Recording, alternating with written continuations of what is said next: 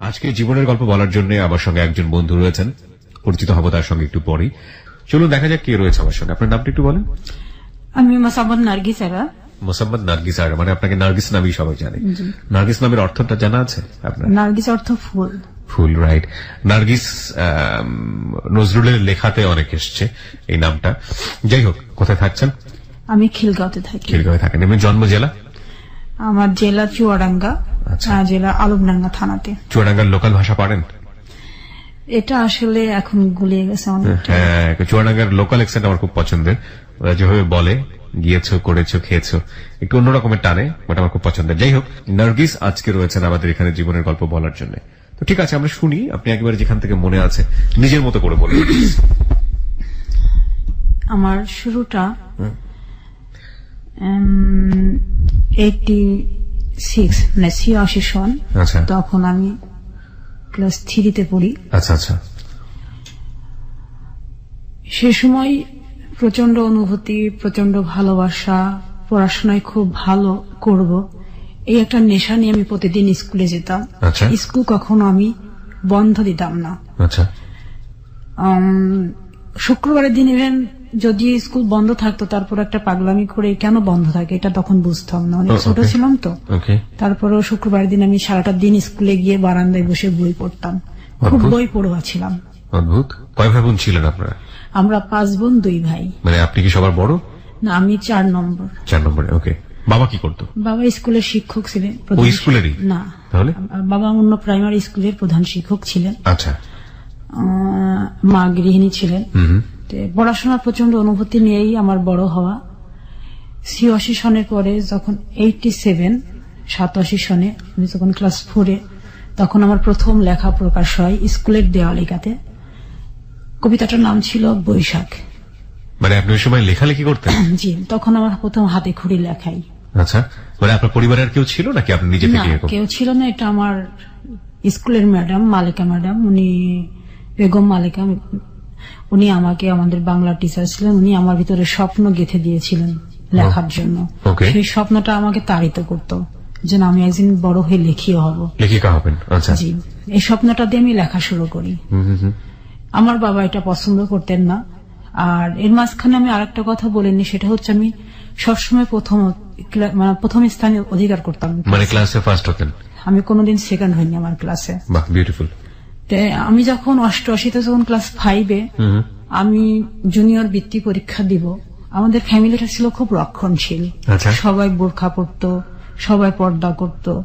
আমার বাবা একটা প্রাইমারি স্কুলে প্রধান শিক্ষক হবার পরও আমাকে জুনিয়র বৃত্তি পরীক্ষাতে অংশগ্রহণ করতে দেয়নি।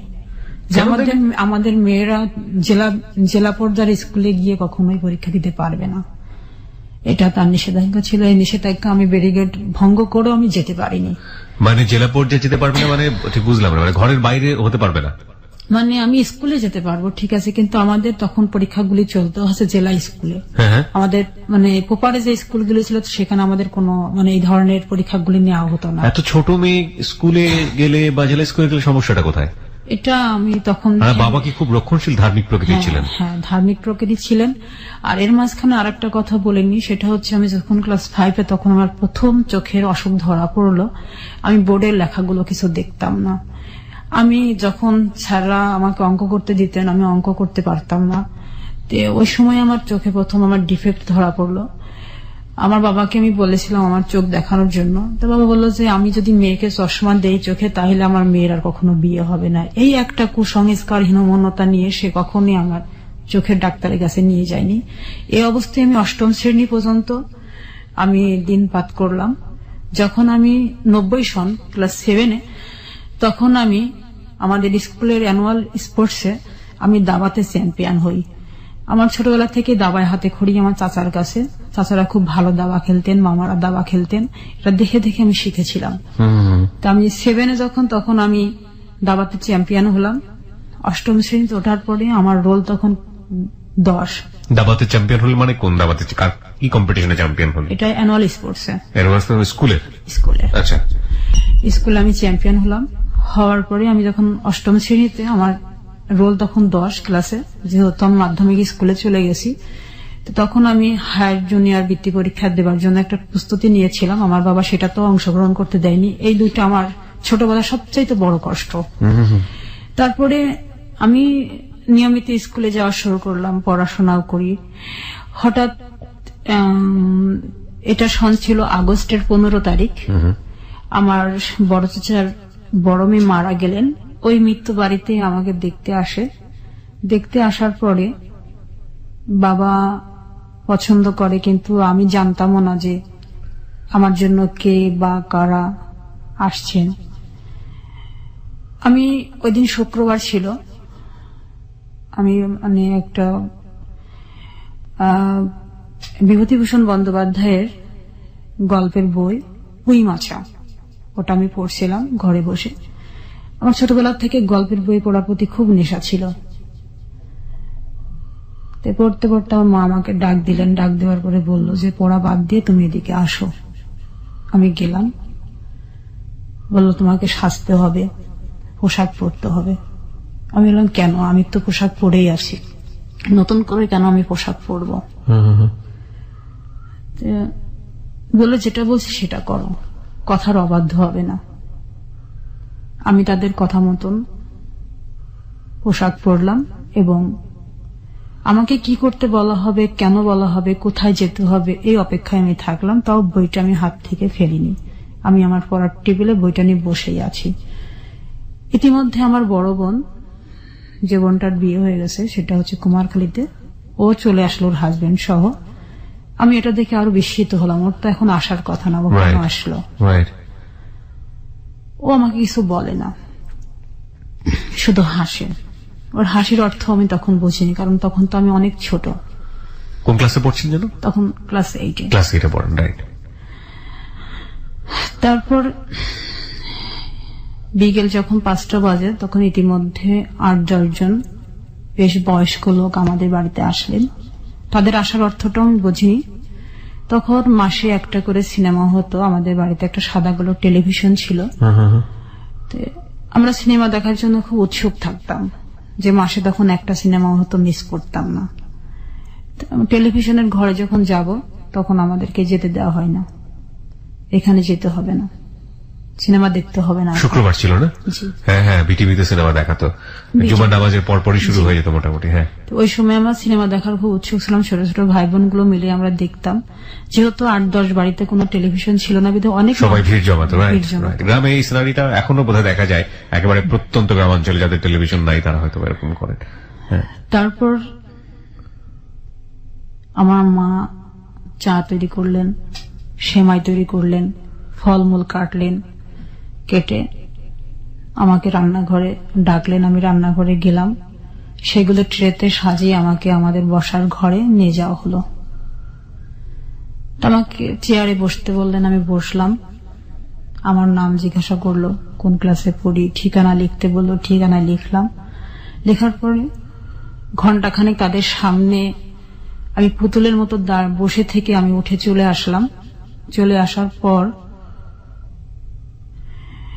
তারপরে আর কিছু জানতে পারলাম না, যে কি হবে, কি হচ্ছে, কেন আসলেন, এগুলি আমি কিছু জানতে পারলাম না। বাবাকে শুধু দেখলাম রাত্রি 8টার সময় বাইরে গেলেন এবং 10 মিনিট পরে সে ফিরে আসলেন। এইটুকুই শুধু আমার খুব বেশি করে মনে পড়ে। তো মাকে ডাকলেন, ঘরের দরজা বন্ধ করে কি বললেন সেটাও আমি জানি না। তারপরে ওই রাত্রেই বাবা চলে গেলেন কুমারখালীতে। যাওয়ার পরে পরের দিন ফিরে আসলেন, তখন বাজে সকাল 10টা। ওকে। ফিরে আসার পর কুমারখালী কোথায় ছিল এটা? কুষ্টিয়া। কুষ্টিয়ার কুমারখালী। আচ্ছা, যেখান থেকে লোকজনগুলো এসেছিল, তাই কি? জি। ওকে। ফিরে আসার পর বাবা বাড়িতে সমস্ত কিছু তৈরি করা শুরু করলেন। ফ্যামিলির আরো অনেকে, চাচারা, মামারা, মানে একটা উৎসব একটা ভাব চলে আসলো। উৎসব ভাব তখন আমি বুঝতে পারলাম। তারপরে ওনারা আসলেন আমাদের বাড়িতে সন্ধ্যার দিকে। আবার মানে যারা এসেছিল তারা আবার আসলো? হ্যাঁ। আসার পরে ওই মুহূর্তে আমি তখন খুবই মানে হতবাক হয়ে গেলাম। এর মাঝখানে আমার আরেকটা কথা মনে পড়লো, সেটা হচ্ছে আমার ছোট মামা তখন বুয়েটের স্টুডেন্টস। তো মামা তখন ঢাকাতেই থাকতেন। মামা বাড়িতে ফিরলেন, এটা ছিল জুলাই মাস। তো জি। ওই সময় মামা আমার রেজাল্ট দেখলেন যে তোর রেজাল্ট কেমন। আমি বললাম যে মামা আমি 777 মার্কস পেয়েছি এবার, তবে আমি বৃত্তি পরীক্ষা দিব। তো মামা আমাকে বৃত্তি ফিস 80 টাকা সহ আমাকে 500 টাকা হাতে তুলে দিলেন ওই মুহূর্তে। বললেন যে তুমি বৃত্তি গাইড এগুলি সব কিনবে এবং পরীক্ষা ভালো করে দিবে, এসএসসির পরে আমি তোমাকে ঢাকা নিয়ে যাব। আচ্ছা। তে মামার সেই স্বপ্নটা আমার বুকের মধ্যে শুধু স্বপ্নই হয়ে রইল। মানে ওই সময়টাতে আপনি স্বপ্ন দেখছিলেন ইনফ্যাক্ট? জি। ওকে, জি। যখন আপনার বাড়িতে লোকজনের আনাগোনা হচ্ছে। যে আমার স্বপ্নটাকে সেখানে মৃত্যু দেওয়া হলো আর কি। এটার এই মৃত্যুটার কথা আমি আমার হয়তো শেষ দিন পর্যন্ত আমি ভুলবো না। আচ্ছা, শুনি আমরা স্টোরিটা। তারপরে এইভাবে মামা চলে গেলেন ঢাকাতে। আবার আমাকে খুব সাহস দিলেন, বাহবা দিলেন যে তুমি রেজাল্ট অনেক ভালো করছো, আরো ভালো করতে হবে, আশা করি তুমি অনেক ভালো করবে। তো বাবার এই সিদ্ধান্তটা উনি জানতেন না, যেহেতু উনি জুলাই মাসে এসেছিলেন আর আমার মানে আমার এই ঘটনাটা ঘটলো হচ্ছে সেপ্টেম্বরে। তারপরে সেপ্টেম্বর ওনারা এসে আবার ফিরে গেলেন। ফিরে যাওয়ার পরে অক্টোবর মাসের 25 তারিখে, ওই দিন ছিল শুক্রবার, বিকেল 4টার দিকে আমাদের বাড়িতে আবারও নতুন করে 8-10 জন আসলেন। বেশ অভিভাবক টাইপের, মানে অভিভাবকরা আসলেন আর কি। আসার পর ওনারা আবার নতুন করে আমাকে দেখলেন। দেখার পরে ওনারা আমাকে পছন্দ করলেন। পছন্দ করার পরে ফিরে গেলেন। ফিরে যাওয়ার পরে বাবাকেও আবার যেতে বললেন। বাবা ওই রাত্রি 10টার সময় চলে গেলেন কুষ্টিয়ার কুমারখালীতে। তারপরে রাত্রি 2টার দিকে বাবা ফিরে আসলেন। ফিরে আসার পর পরের দিন থেকে উৎসব একটা শুরু হলো বাড়িতে। সেই উৎসবের অর্থ আমি তখনও বুঝি। আমার ফুপুরা, আমার বোন, আমার চাচারা সবাই একসাথে হলেন বাড়িতে। হবার পর আমাকে শুধু একটা ঘরের মধ্যেই থাকতে বলা হচ্ছে বারবার। বাইরে বেরোলেই আমার প্রতি মানে রাগারাগি করা মানে শুরু করলেন, তুমি কেন বাইরে এত বেরোচ্ছ। ওকে। আমি ঘরের মধ্যেই তখন কি করব, আমার তো কিছু করা ছিল না, আমি কোনো কাজও করতে পারতেছি না, পড়তে পারতেছি না। তখন আমি আবার গল্পের বই, বনফুল নামে একটা গল্পের বই, ওইটা নিয়ে আমি বসে পড়লাম। বসে পড়ে আমি পড়া শুরু করলাম। তো আপনার তো ভাই বোন ছিল, তাদের সঙ্গে কি কোনো ভালো সম্পর্ক ছিল না? তারা তো কেউ এসে আপনাকে টাচ দেওয়ার কথা যে তোমার এরকম একটা কিছু হতে যাচ্ছে? বা আমার যে ভাই বোনগুলো ছিল ওরা তো, আমার বয়স 13 বছর, আর আমার ছোট যেগুলো ছিল এগুলো তো আরো ছোট। আর বড় যেগুলো ছিল সেগুলো বিয়ে হয়ে গেছে? বড় বলতে আমার বড় ভাইটা বড়, আর আমার ইমিডিয়েটলি যে বোনটা সেটা হচ্ছে ওর বিয়ে হয়েছে, আর আমার উপরে একটা ভাই ছিল সেটা মারা গেছে। এই কারণে আমি এখন 3 নম্বরে পড়ি, আমি 4 নম্বরে ছিলাম আর কি। আচ্ছা আচ্ছা। যাই হোক, এইভাবে বই পড়ছিলেন আপনি? হ্যাঁ, বই পড়ছিলাম। তারপরে আমাকে সন্ধ্যার দিকে নিয়ে গেলেন গোসল করাতে। গোসল করালো, হলুদ মাখালো। তখন বুঝতে পারলাম আমি তখন হতবাক হলাম যে এটা কেন। আমি আর তখন কিছু বলার মতো। আপনি তখনও কি জানতেন যে কার সঙ্গে বিয়ে হচ্ছে না, বা কি তখনও অবস্থা? জানতাম না যে কার সাথে আমার বিয়ে হচ্ছে, এটা আমি জানতাম না, আমাকে দেখানো হয়নি। ওকে। তারপরে গুটি গুটি করে রাত্রি সময়টা পেরিয়ে মধ্যরাত্রিতে আসলো। আসার পরে প্রায় 2টা বাজে। ওই সময় আমাদের বাড়িতে কাজী আসলেন। কাজী আসার পরে আমাকে একটা রুমে বসিয়ে শুধু সিগনেচার করতে বলা হলো যে এই যে বইটা থাকে ওই বইটাতে সিগনেচার করা হলো, যে তুমি এখানে সিগনেচার করো। সিগনেচার করে নিয়ে গেলেন। নিয়ে যাওয়ার পরে আপনি সিগনেচার করে ফেললেন? হ্যাঁ, আমি করে ফেললাম। যে আমি লেখা পড়া এগুলিতে খুব উস্তাদ, আমি এটা বুঝি নাই, দেখি নাই যেটা কি জিনিস। একটা ওই যে বিয়ের যে ভলিউমটা থাকে ওটাতে সিগনেচার করতে বললেন, আমি সিগনেচার করলাম। তারপরে নিয়ে চলে গেলেন। চলে যাওয়ার পরে আমাকে নতুন শাড়ি পরানো হলো। হওয়ার পরে আমাকে তখন কবুল বলানোর জন্য বারবার আমাকে খুব তাগিদ দেওয়া লাগলো। আমি কিন্তু বলতেছিলাম না যে আমি বিয়ে করব না। তা আমার বাবা আমাকে ঠাস করে একটা চড় দিয়ে দিলেন। তখন আমি বলতে বাধ্য হলাম। তারপরে এইভাবে আমার বিয়েটা হয়ে যায়। রাত্রিটা পার হবার পরে সকালবেলা আমাদেরকে বিদায় দিল। বিদায়ের মুহূর্তে আমি শুধু এক নজর দেখেছিলাম, কিন্তু কথা তো তখন বলতে পারি না, কথা বলার কথাও না। যে যাহাকে আমি চিনি না তার সাথে আমি কেন কথা বলবো। আমাদের গাড়িতে তুললেন, নিয়ে গেলেন। আমার নানি আমার সাথে গেলেন। আমার নানি তখন বেশ মানে শরীরের দিক থেকে তার বাঁধন ভালোই ছিল। যাওয়ার পর দুপুরের দিকে আমার শ্বশুর বাড়িতে মানে আমি যতদূর বুঝতে পারছি যে তখন পর্যন্ত আপনি ভালোভাবে জানেন না যে আপনার বর আসলে কে। এক নজর যাকে দেখলেন উনি আপনার বর। হ্যাঁ, আমি বরের বেশে আছে, এইটুকুই আপনি দেখলেন। বরের মানুষটা কে কি কিছু জানেন না আপনি, তখন কথাও হয়নি আপনার সঙ্গে? কথাও হয়নি আমার সাথে। ওকে। তারপরে আমি যখন ওদের বাড়িতে গেলাম, যাওয়ার পর আমাকে উঠানে বসানোর পর গ্রামের অনেক মানুষ দেখতে আসলেন, দেখলেন, চলে গেলেন। মানে সন্ধ্যা পর্যন্ত ওদের বাড়িতে অনেক উৎসব আমেজ চলছে, যে নতুন বোন এসছে, ছোট ছেলের বউ। আমার শাশুড়িও খুব আমাকে দেখে খুব পছন্দ করছেন, উনি বুকে আমাকে জড়িয়ে ধরলেন। কেউ কারোর সাথে পরিচয় করিয়ে দিচ্ছে না যেটা তোমার শাশুড়ি হয়? আমার শাশুড়ি পরিচয় করিয়ে দিলেন। ওই সময় আমি চিনলাম যেটা আমার শাশুড়ি। আর আমার ননদ ছিল 9 জন ননদ সেই সময় উপস্থিত ছিলেন। 9 জন ননদ আসলেন। তা আমার মানে ভাসুর ছিল শুধু একজন, উনি চিটাগংয়ে থাকতেন, উনি তখন এসে পৌঁছাননি। আচ্ছা আচ্ছা। উনি তখনও যখন পৌঁছান, উনি রাস্তাতে আসেন, চিটাগং থেকে আসবেন, তারপরে বিয়েতে আরো উৎসব শুরু হবে আর কি। আচ্ছা। এটা তো হঠাৎ বিয়ে, মানে সেরকম প্রিপারেশন তো কোনো কিছু ছিল না বিয়ের। ওকে। তো গ্রামে গিয়ে আপনি কি দেখলেন? আপনি তো একটা বাড়ির মধ্যে ছিলেন, ওদের বাড়ি ঘর এগুলো কেমন, কি দেখলেন? ওদের বাড়ি ঘর অনেক বড়। কারণ এখানে একটু বলে নি যে আমার শ্বশুরদের চা বাগান ছিল, খাগড়াছড়ি আব্দুল জব্বার চা বাগান, ওনারা ওই চা বাগানের মালিক। এবং অনেক বনিদি, আসলে এদের অনেক টাকা পয়সা, জৌলুস, অনেক কিছুই ছিল। তারপরে রাত্রিবেলা খাওয়া দাওয়ার পরে আমাকে বাসর ঘরে দিবে। আমি ভয়ে যেতে পারিনি, আমি খুব কান্নাকাটি করতেছিলাম। এই মাঝখানে আপনার হাজবেন্ডের সঙ্গে আপনার কোনো কথা হয়নি? কথা হয়নি আমার সাথে। উনি আমাকে রেখেই উনি ওনার এয়ারগান নিয়ে উনি বেরিয়ে গেছেন ঘর থেকে। এয়ারগান নিয়ে? আচ্ছা। উনি খুব পাখির নেশা ছিল, পাখি শিকারের। আমি শুনলাম আর কি যে ও তো এয়ারগান নিয়ে বেরিয়ে গেছে। সবাই বলছে বউকে দেখছি, বরকে একসাথে দেখবো, এরকম অনেকেই বলছিল। তখন আমার এক ননদ বলল, তো ছোট ভাই তো চলে গেছে এয়ারগান নিয়ে। এইটুকু আমি শুধু আমার কানে আমি শুনেছিলাম। তখন ওই ছোট ভাইকে আপনার ভালো করে দেখা হয়নি, মানে আপনার হাজবেন্ডকে ভালো করে দেখা হয়নি?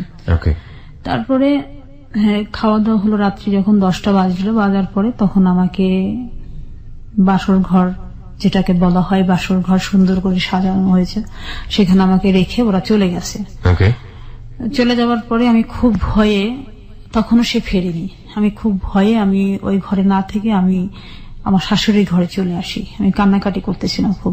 তো শাশুড়ি বলল, ছোট মানুষ, ওকে আর আজকে বিব্রত করার দরকার নেই, আমি আমার কাছে রাখি, ও আসুক, তারপর আমি দিয়ে আসবো। একা একা ঘরে ভয় পাচ্ছে, আমি দিয়ে আসবো আমার ছেলের কাছে।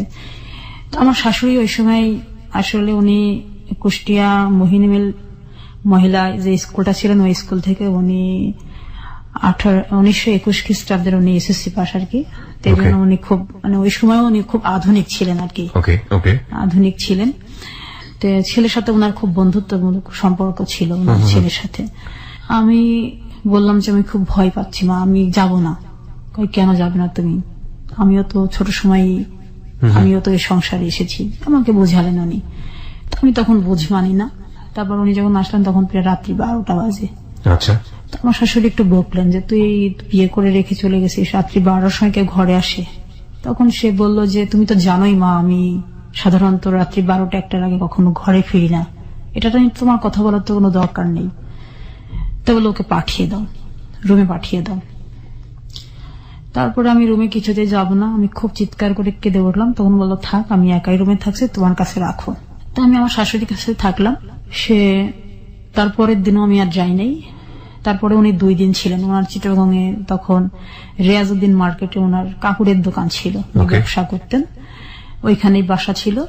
তো উনি বললো তাহলে আমি চলে যাই, মানে কুষ্টিয়া থেকে চিটাগংয়ে চলে যাই। তাই বললো। তো বললো যে অন্তত বউ ভাতটা পার করে দিয়ে যা।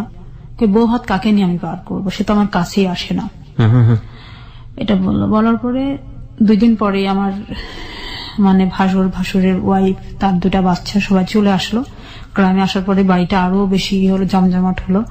আমাদের বাড়ির থেকে লোকজন আমাদেরকে আনতে গেল, আমাকে নিতে আসলো। নিতে আসার পরে আমি আমার মায়ের বাড়িতে গেলাম। যাবার থাকাকালীন উনি ওইখানে আমাদের বাড়িতে গিয়ে একদিন থাকলেন, সেদিন আমি ওনার সাথে আমি এক বিছানায় যাইওনি। মানে আপনাদের সঙ্গে আমি যতটুকু বুঝতে পারি তখন পর্যন্ত কোনো কথোপকথন বা কিছু হয়নি? কথোপকথন হয়নি আমার সাথে। তার আগ পর্যন্ত কি আপনি লোকটাকে সম্পর্কে চেহারায় দেখেছেন? বয়সের ব্যাপার থাকে, কার সঙ্গে বিয়ে হলো, দেখতে কেমন? এটা আমার মনের ভিতরে তখন ফিলিংস নেই। আমি শুধু আমার বিয়ে হওয়ার পরেও আমার কিন্তু বই হাতে, তখনও বই হাতে? আমার বই হাতে। আমি পরীক্ষা দিব, আমি একবার বৃত্তি পরীক্ষা আমি দিতে পারিনি, এবার আমি হায়ার জুনিয়র বৃত্তি পরীক্ষা দিব। এটা আমার তখনও নেশা, আমার চোখে, আমার মুখে, আমার ভিতরে, আমার তখন স্পন্দন যে আমি পরীক্ষা দিব। এটা আমার, আমি আমার শ্বশুর বাড়িতে গিয়েও আমি ওই আমার পড়াশোনার মধ্যে, হ্যাঁ, আমার ভাসুরের ছেলে মেয়েরা, ওই যে আমার স্বাস্থ্য ভাসুরের ছেলে মেয়েরা তখন ক্লাস 8-এ যারা পরে, ওদের কাছ থেকে বই চেয়ে আমি পড়তাম। ওকে ওকে, এরকম। তো গেলেন আপনি বাড়িতে? হ্যাঁ, বাড়িতে গেলাম। তারপর উনি আমাকে রেখে চলে গেলেন আমাদের বাড়িতে। উনি আমাদের বাড়ি থেকে চিটাগং চলে গেলেন। তারপরে আর ফিরে আসেনি। চিটাগং যাওয়ার পরে আমাকে চিঠি লিখতেন, আমি চিঠির উত্তর দিতাম না। চিঠি আসতো প্রতিদিন, মানে প্রতি সপ্তাহে একটা করে চিঠি আসতো। কি থাকতো চিঠির মধ্যে, পড়ে দেখতেন?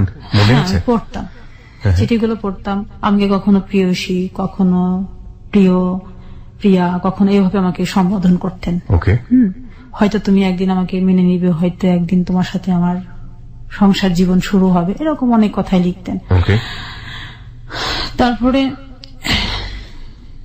আমাকে, আমি ক্লাস 8-এর, আমি যখন 8ম শ্রেণী, যখন আমি ফাইনাল পরীক্ষা দিব, পরীক্ষাতে অ্যাটেন্ড করলাম। 5টা পরীক্ষা দেওয়ার পরে আমার আর পরীক্ষা দেওয়া হয়নি।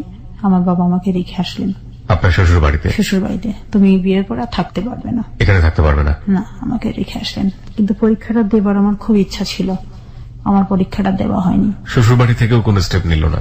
না। আমার শাশুড়ি বলল যে, শাশুড়ির খুব ইচ্ছে ছিল আমি পড়াশোনা করি, কিন্তু বললো আমার ছেলের অনুমতি না দিলে আমি তো পড়াতে পারবো না, আমার শাশুড়ি। তারপর আমি ওইখানে চলে গেলাম। চলে যাওয়ার পর ডিসেম্বর মাসের 14 তারিখে উনি ফিরে আসলেন চিটাগং থেকে, বিকেল 3টার সময়। আমি বাসায় বসে আর কি, আমার শাশুড়িও খুব গল্পের বই পড়তেন। সালিহা নামে একটা গল্পের বই আমি পড়তেছিলাম। তো ওইটা পড়তেছিলাম আমি, শীতের বিকেল, আমি বসে বসে রোদ্রে বসে পড়তেছিলাম। তো আমার বাইরে সবাই বলছে যে আমার ভাসুরের ছেলে মেয়েরা চিৎকার করে বলছে, চাচা চলে এসছে, চাচা চলে এসছে। আমার শাশুড়ি এবার বাহিরে গেলেন, যে ছেলেকে রিসিভ করে নিয়ে আসলেন। নিয়ে আসার পরে তখন বলছে যে, মা, ওর পাগলামি কি বন্ধ হয়েছে? তাই বলছে, আগে যেরকম পাগলামি করতো এখনো কি পাগলামি করবে? কোনটাকে আসলে আমরা পাগলামি বলবো, কি আসলে পাগলামি, সেটা পুরো গল্প জুড়ে উঠে আসবে। তবে প্রিয় শ্রোতা, আমরা এই পর্যায়ে ছোট্ট একটা বিরতি নিতে চাই। আজকে এখানে নার্গিসের জীবনের গল্প আপনারা শুনছেন। আমাদের সমাজে বাল্যবিবাহের যে রেওয়াজ এবং বাল্যবিবাহের যে ভয়াবহ দিক, সেটা কি আজকের জীবনের গল্প নাকি অন্য কিছু?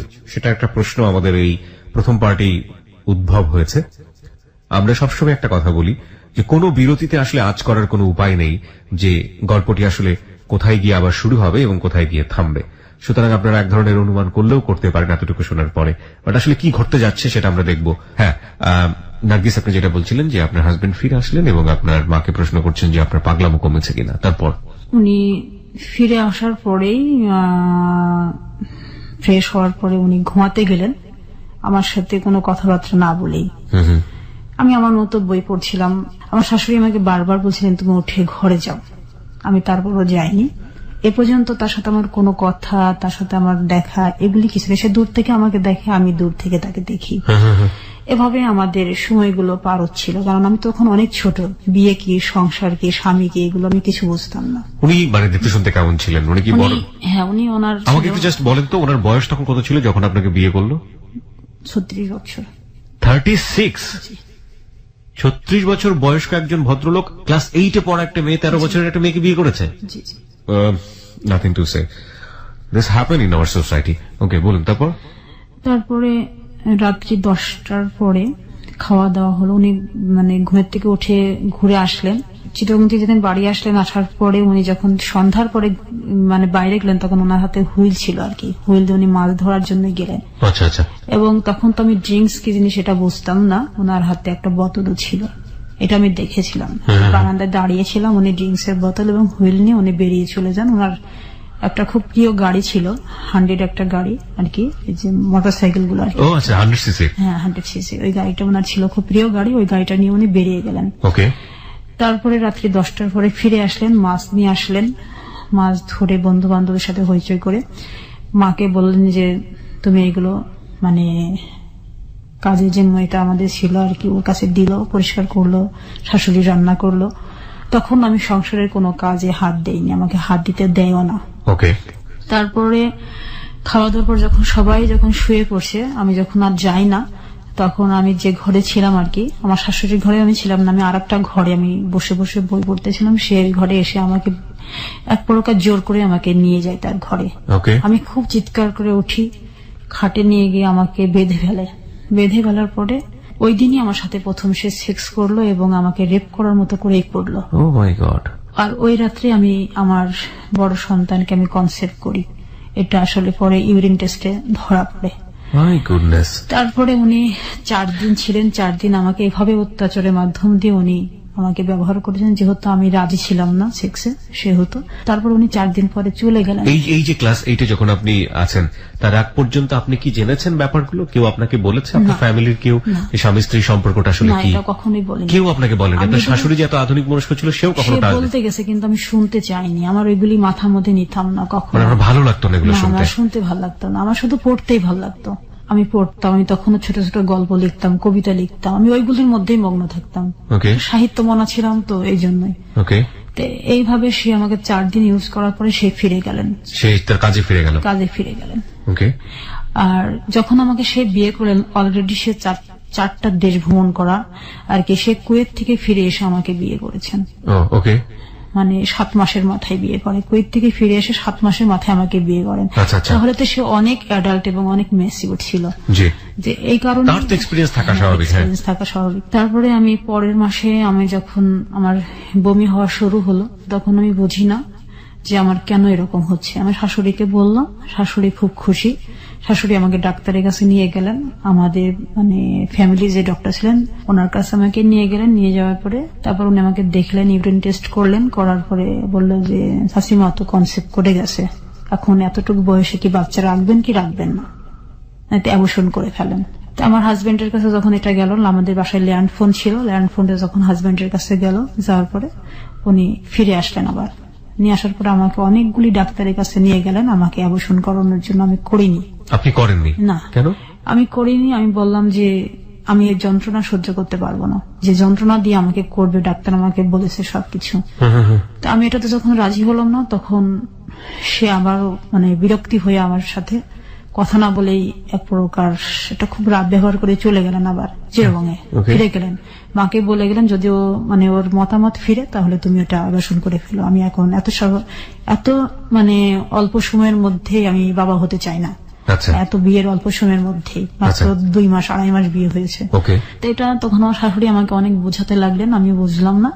তো আমি বললাম যে মা, আমার যা হবার তো হয়ে গেছে, আমি এখন বুঝি বিয়ে কি জিনিস, বাচ্চা কি জিনিস, আমি একটু বুঝতে পারি, তো থাক না কেন, থাকলে তো সমস্যাটা কি, আমি এটা তখন বলেছিলাম। তারপরে এভাবে প্রায় 4 মাস অতিবাহিত হয়ে যাওয়ার পরে আমার চোখে তখন অনেক সমস্যা দেখা দিল। আমার চোখ দিয়ে পানি পড়তো, আমার চোখে তো এমনি ছোটবেলায় একটা ডিফেক্ট দেখা দিল, আমার চোখ দিয়ে পানি পড়তো। এগুলি হওয়ার পরে আমার বাবা আসলেন আমাকে আমার ডাক্তার দেখাবার জন্য। আপনার ফ্যামিলি কি জানলো যে আপনি কনসেপ্ট করেছেন? জি জি। ওনারা কিভাবে নিলেন? ওনারা স্বাভাবিকভাবেই নিলেন, যেহেতু আমার বড় বোনের তখনও বাচ্চা হয়নি, বড় বোনের 3 বছর বিয়ে হয়ে গেছে। 12-13 বছরের একটা মেয়ে সে কনসেপ্ট করে যাচ্ছে এবং সেটাকে একজন স্কুলের প্রধান শিক্ষক সে স্বাভাবিকভাবে নিচ্ছেন। যদি এরকম হতো যে একেবারে অশিক্ষিত আমাদের প্রান্তিক পর্যায়ের সমাজ বলতে যেটা বুঝি সেই পর্যায়ের একজন মানুষ, 2 পরিবারের কথাই যদি বলি, শ্বশুরবাড়ির লোক প্রচন্ড বনেদিক এবং তাদের অর্থবিত্ত কিরকম সেটা আপনারা ওর বর্ণনা শুনেই বুঝতে পারছেন, তারা বিয়ে করেছে এত ছোট একটা মেয়েকে এবং সে কনসিভ করে গেছে, সেটাকে স্বাভাবিকভাবে নিচ্ছে। কিংবা যেই লোকটি এই ধরনের কাজ করলেন তিনি একবারের জন্য চিন্তা করলেন না যে এর রেজাল্টটা কি হতে পারে। ওনার হাজবেন্ডের কথা আমি বলছি, কি নাম ছিল ভদ্রলোকের? মোহাম্মদ আমানুল্লাহ সাহেব। এবং একই সাথে ওনার বাবা এবং ওনার ফ্যামিলি। বিয়ে দেয়াটা তো একটা ভয়াবহ রকমের অপরাধ করেছে সেটা, তারপরেও মেয়েটা কনসিভ করেছেন এবং এটাকে স্বাভাবিকভাবে নিচ্ছেন। Hardest reality. ওকে, বলুন তারপরে আমি ঢাকাতে আসলাম তখন। জি, চোখ দেখানোর জন্য। হ্যাঁ, ঢাকাতে আসলাম। মামার বাসাতে উঠলাম উত্তরা 6 নম্বর সেক্টরে। তারপরে ওখান থেকে মামা ঢাকা ক্যান্টনমেন্টের, উনি তখন মেজর, আমার 4 নম্বর মামা, আমার মামা 6 জন, উনি হচ্ছে মেজর, তখন আমি করে আর কি। মামা বাবাকে খুব বকলেন যে এত সুন্দর একটা মেয়ের ভবিষ্যৎ তুমি নষ্ট করে দিলা, এটা তোমার কাছে আমি চাইনি, আমার বোনটা তোমার কাছে এজন্য আমরা বিয়ে দেয়নি। তারপরে পরিবাগে ডক্টর হারুন সাহেব প্রফেসর, ওনার কাছে আমাকে দেখানো হলো চোখ।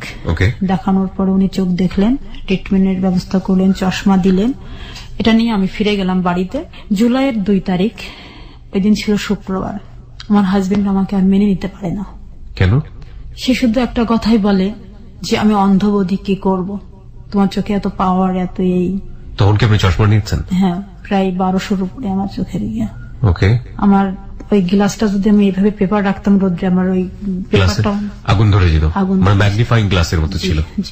তখন আপনি পেটে বাচ্চা, এই অবস্থায় আপনার হাজবেন্ড বলছে অন্ধবৌদি কি করব? হ্যাঁ, ওই সময় উনি আমাকে আমার বাবার সাথে, আমার বাবাকে ডেকে অপমান করে আমাকে তুলে দেন। কি বলেন, আপনার মনে আছে ওই দিনের ঘটনাগুলো? জি, সে আমার সাথে কোনো কথা বলেনি, না, বাবাকে খুব অপমান করেছিল। কি বলেছিল বাবাকে? বলছিল যে আপনি গোপন রেখে বিয়ে দিয়েছেন আপনার মেয়েকে, আর কোথাও বিয়ে দিতে পারবেন না, এই করবেন সেই করবেন, অনেক কথা। এগুলি আসলে ভাষায় বর্ণনা করার মতো না। এটা আমার বাবার জন্য আসলে প্রাপ্য শাস্তি ছিল। আমি খুব খুশি হয়েছিলাম যখন বাবা অপমানিত হচ্ছে, এটা আমি খুব খুশি হয়েছিলাম সেদিন। আমি তো চাইনি যে বিয়েটা হোক, এটা তো বাবার পছন্দের বিয়ে, বাবার দেখার বিয়ে, এটা বাবাই তো চয়েস করে বিয়ে দিল।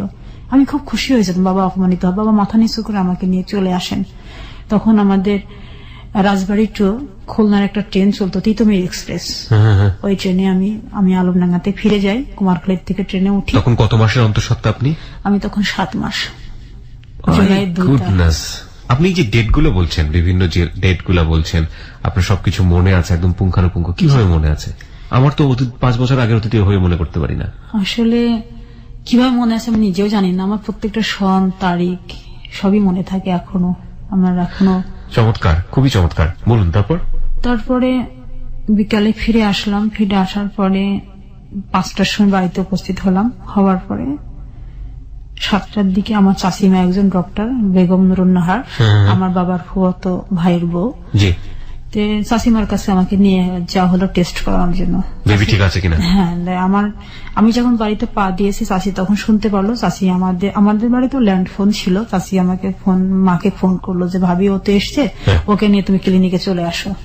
কোনা নার্সিং হোম আমাদের ওই ক্লিনিকটার নাম, আলমডাঙ্গার পোপাড়ি থানার সাথে। চাচিমার কাছে আসলাম। আসার পরে চাচা খুব আমাকে দেখে মাথায় হাত দিয়ে বলল, মা তোর জীবনটা তো এলোমেলো হয়ে গেল, যদি মেয়ে হোস তাহলে আমাকে দিয়ে দিস, আমি মানুষ করব।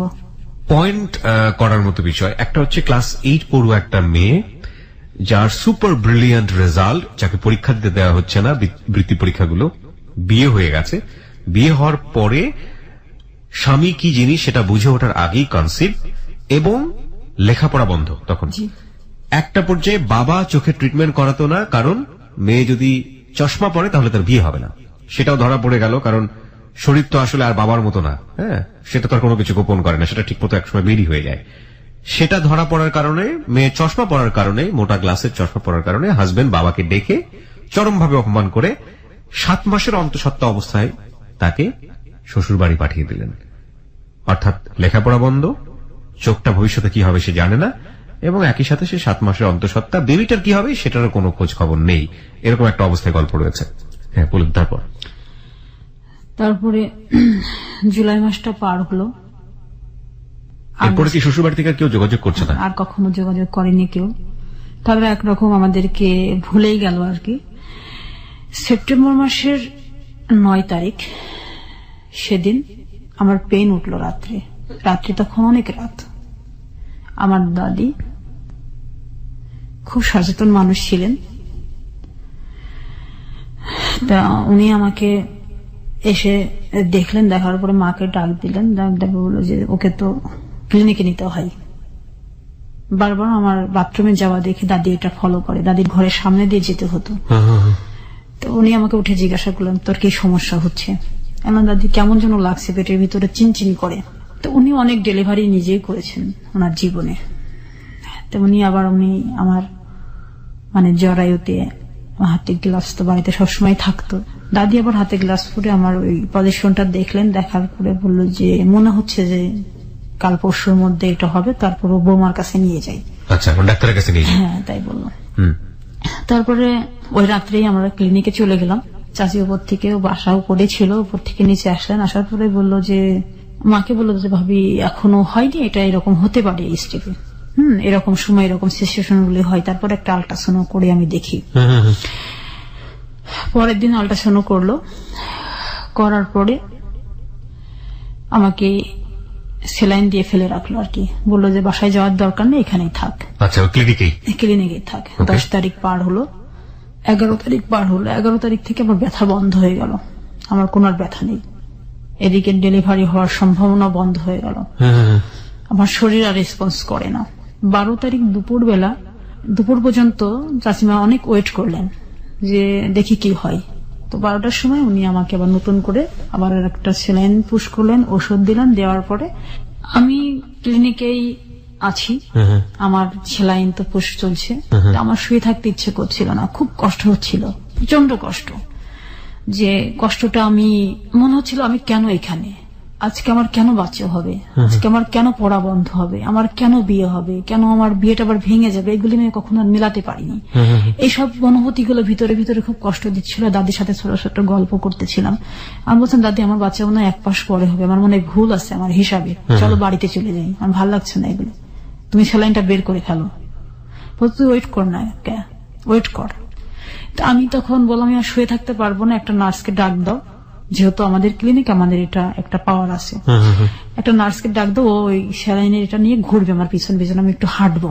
আচ্ছা, আমি আর শুয়ে থাকতে পারছি না, আমি বেডে আর শোবো না, আমি আজকে 2 দিন বেডে শোয়া, আমার খুব কষ্ট হচ্ছে বেডে শুতে।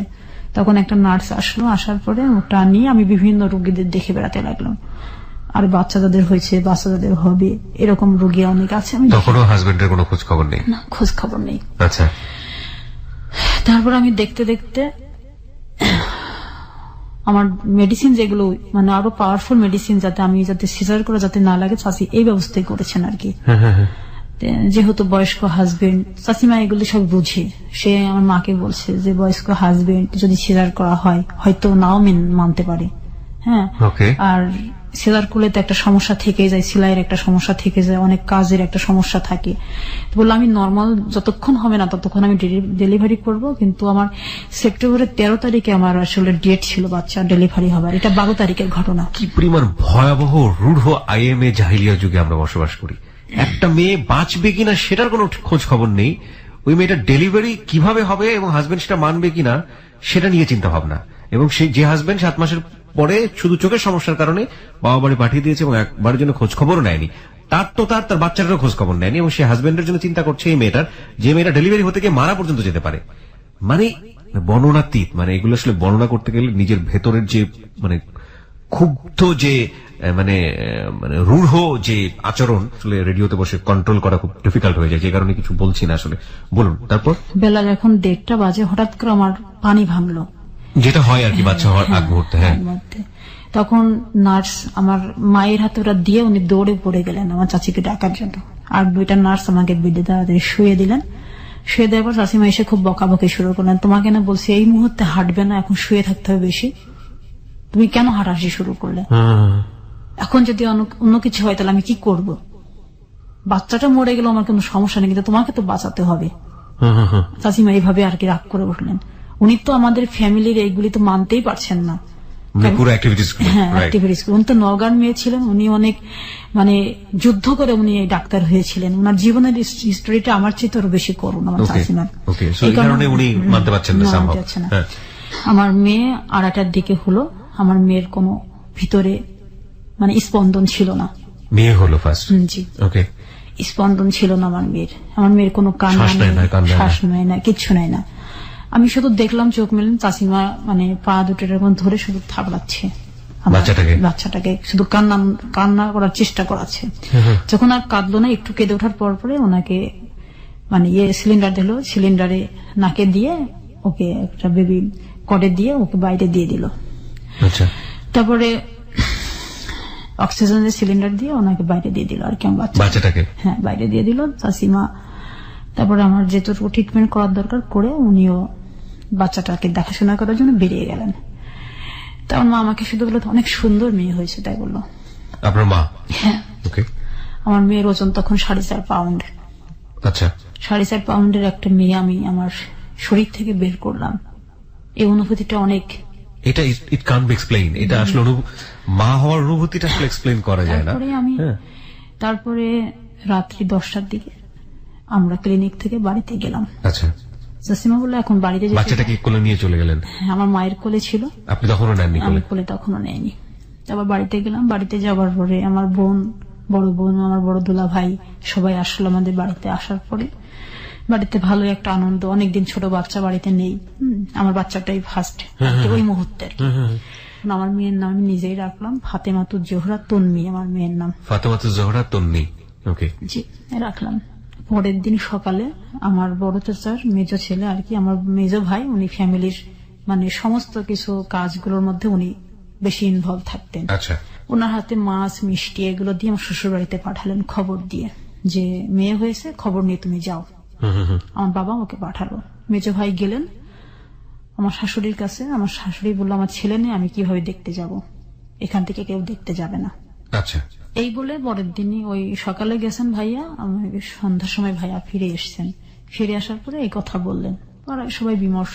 সেপ্টেম্বরের 12 তারিখে তো মেয়ে হলো, অক্টোবর মাসের 10 তারিখ 9 তারিখে আমি আর আমার বাবা, ডাক্তার বলেছিলেন যে হারুন সাহেব যে আপনার যে নাতিটা হবে তাকে আপনি টেস্ট করাবেন, হবার পরপরই, যেন দেরি করবেন না। ঢাকাতে আসার দরকার নেই, আমার ছাত্র জালাল আহমেদ খুলনাতে বসে, ওখানে আপনি দেখাবেন। আমি 9 তারিখে বাবার সাথে করে ট্রেনে করে চলে গেলাম, যেহেতু ডেলিভারি রোগী বাস। মেয়েটাকে কি দেখাবে, মানে মেয়েটাকে টেস্ট করবে? মেয়ের চোখে কোনো সমস্যা আছে কিনা। ডাক্তার জালাল সাহেবকে দেখালাম। দেখানোর পরে পরের দিন আমি সকালে ট্রেন ধরে চলে আসলাম বাড়িতে। আসার পরে 10টার সময় বাড়িতে এসে পৌঁছালাম। রূপসা ট্রেনে আসলাম খুলনা থেকে আলমডাঙ্গা। আমাদের তো 2 ঘন্টা লাগে ওখান থেকে আসতে। আমি ড্রেস শেষ মানে খুলে আমি হাত মুখ ধুয়ে বাচ্চাটাকে দুধ খাওয়ানোর জন্য বারান্দাতে বসেছি। এর মাঝখানে পিয়ন চলে এসছে, আমাদের পোস্ট অফিসের পিয়ন। এসে বললো যে একটা রেজিস্টার চিঠি আছে নার্গিসকে, তার নামে একটা চিঠি, তাকে সিগনেচার করে নিতে হবে। আমি আমার ছোট ভাইটা ও বললো যে যপু হচ্ছে ওই তো পিয়ন এসছে, তোমাকে ডাকছে। আমি গেলাম, বাচ্চাটাকে মায়ের কোলে দিয়ে আমি সিগনেচার করে দিছি। দিয়ে আমি যখন চিঠিটা খুলছিলাম তখন আমার সমস্ত শরীর কম্পন শুরু হয়ে গেছে। আমি জানতাম না যে কেন আমার ভিতরে একটা ভূমিকম্প হলো, বুঝতে পারলাম না, মানে কোনো কিছু খারাপ কিছু কেস করছিলেন এরকম। পরে আমি শুধু ছিঁড়ার পরে আমি শুধু বের করছি শুধু তয়াকার লয়াকার কর, এতটুকুই আমি দেখছি, এর বেশি কিছু আমি দেখিনি। আমি ওই মুহূর্তে আমি মূর্ছা যাই, আমার জ্ঞান হারিয়ে ফেলি। বহুবার গা শিউরে উঠেছে হ্যালো 8920 জীবনের গল্প শোনার পরে, কিন্তু আজকের মতো ভয়াবহ ভাবে গা শিউরেও আমার কোনোদিন ওঠেনি। কিছুই বলার নেই, টোটালি স্পিচলেস। 20 মিনিট পরে আমার জ্ঞান ফিরে আসে। তারপরে আমার স্যালাইন দিয়ে আমাকে শুয়ে রাখেন। রাখার পরে তা বললাম যে মা আমাকে পুরা ওই আমাকে যে লেটারটা সেটা আমাকে দাও, আমি দেখবো। দেখলাম ওখানে লেখা আছে যে আমার শ্বশুর বাড়ির লোকজন আমাকে না জানিয়ে তাদের অন্ধ মেয়ে আমার সাথে বিয়ে দেয়, এবং ওই যে সন্তানটা হয়েছে সন্তানটা আমার না, এই সন্তানটা তার ভালোবাসার কোনো ফসল, এবং এই অবৈধ সন্তানের বাবা আমি হতে চাই না, এই কারণে আমি তাকে ডিভোর্স দিচ্ছি। শুধু এই কথাটুকু সেখানে লেখা ছিল। এবং এটা একটা তালাকনামাই ছিল কাজী অফিসের? জি, কুষ্টিয়া কাজী অফিস থেকে এটা আসে। কাজী আফসার উদ্দিন এটা সিগনেচার করে। তখন আপনি কি করছিলেন, মানে আপনাকে যখন এটা পড়ে শোনানো হলো? না, আমি নিজেই পড়েছি। আপনি নিজেই পড়লেন? নিজেই পড়লাম, নিজের ভিতরে শক্তি